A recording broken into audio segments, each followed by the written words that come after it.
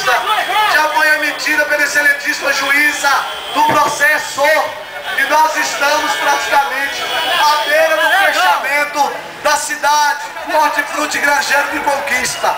Dia 28 se finaliza as vendas, se visualiza as aqui, tá? Achou que o Ceasa não tinha força, né, amigo? Aí agora ele que não providencia o resultado. Interessante, só um minutinho. Que temos dessa casa 21 vereadores. São 21 que nós elegemos. Só teve um público, tá? Você, Floresvaldo, nós queremos que você compareça, que você nos ajude, sabe por quê? Olha para esse povo aqui que lhe elegeu, vereador Floresvaldo. Esse é vereador hoje, da associação,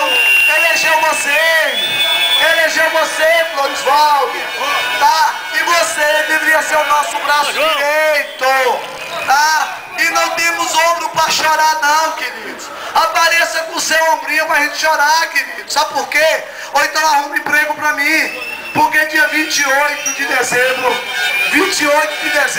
o Ceasa vai ser fechado. Já foi saída a ordem de despejo. Já foi emitido. Já despachou.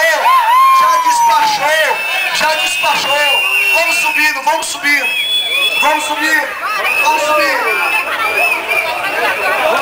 Vereador.